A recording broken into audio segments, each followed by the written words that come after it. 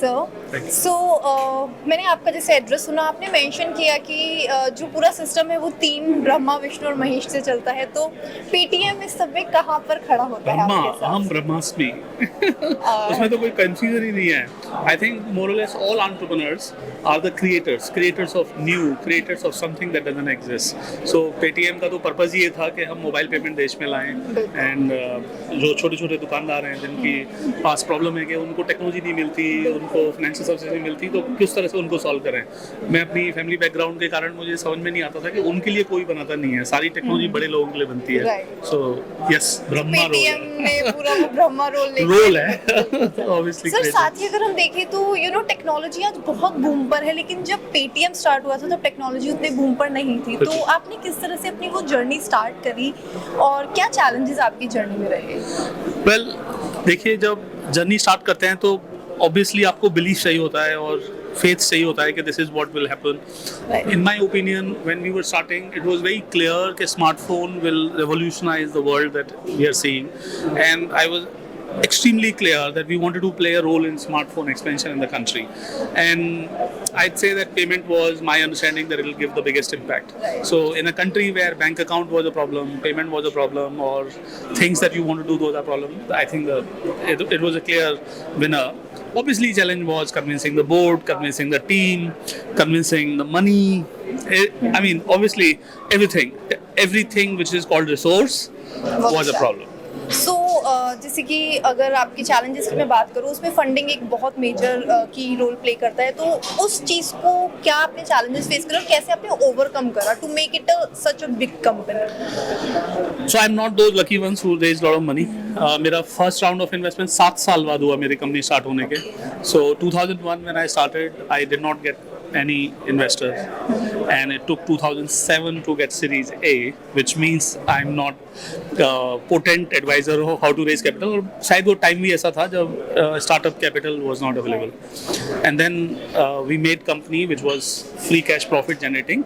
जब मैंने Paytm start किया तब मैंने सीरीज ए रेज करा $200 मिलियन का, series A, and I would से उसका फिर मेरा जो मॉडल है वो है कि पहले अपना प्रोडक्ट फिट करो, कस्टमर लाओ, and show that you have something which is worthwhile, and then you make a pitch to the investors, they have a lot of appreciation. बीच में ऑब्वियसली हम फ्री मनी रश में थे, the qualitative easing done by United States meant lot of capital is coming into the world, so it would find places, but now that world has become far more different than, let's say, 2 years back it was. I'd say that now it is an obligation कि आपका product चलता हुआ हो, कुछ customer हो, कुछ business दिख रहा हो, तभी पैसे मिलेंगे अब।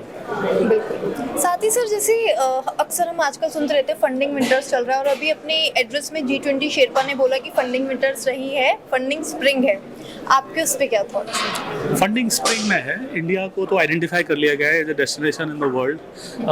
Earlier we were part of a emerging market cohort, जिसमें ब्रिक्स, जैसे आपने सुना होगा, ब्राज़ील, इंडिया, रशिया, चाइना माने जाते थे, तो रशिया की प्रॉब्लम हो गई है, चाइना की प्रॉब्लम हो गई है, ब्राज़ील बढ़ा नहीं इतना ज़्यादा, तो मोर और लेस अब funding for India is not a problem, but funding for your company is what you should be thinking. India में वो मिलेगा एक्सेस कैपिटल का जो ग्लोबली है। Yes, so I would agree कि there is nothing called funding winter. I rather say that you better be able to be worth to attract capital.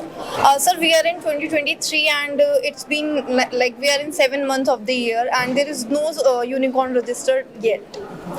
इसका कारण ये है कि फ्री मनी इतनी ज़्यादा नहीं है, तो यूनिकॉर्न बनना एक स्टेटस नहीं होता है, उल्टा कितने कस्टमर हैं आपके पास, वो कस्टमर कितना आपको वैल्यू करते हैं, वो स्टेटस होता है। तो नंबर ऑफ यूज़र के हिसाब से देखो, यूनिकॉर्न तो एक मुझे लगता है कि बहुत ही विजिबल KPI लगता है, बट आई वुड रादर से making a business.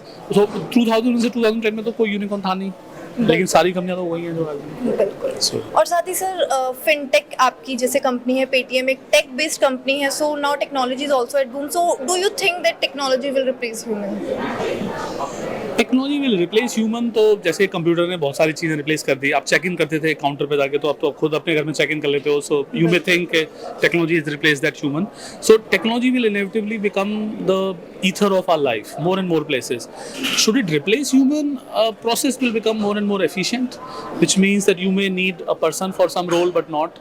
So replace human is a very big word, but I would say technology will continue to expand the scope of the the things it does. One last thing I would like to ask you. So, since you founded one of the first successful startups in the country, so what are those 3 key areas which an entrepreneur should focus on during his early stages?